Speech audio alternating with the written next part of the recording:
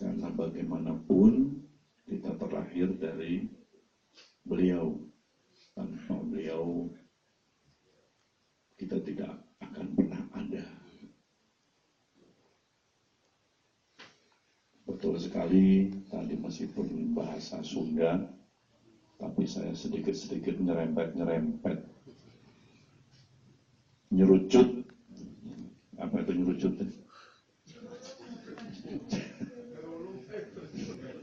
Jadi batin ikut sedih saya itu. Terenyuh, nyerucut itu, apalagi itu nyerucut. Luar biasa.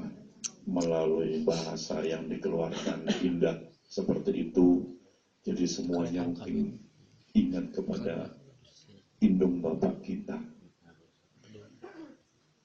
yang telah 9 bulan mengandung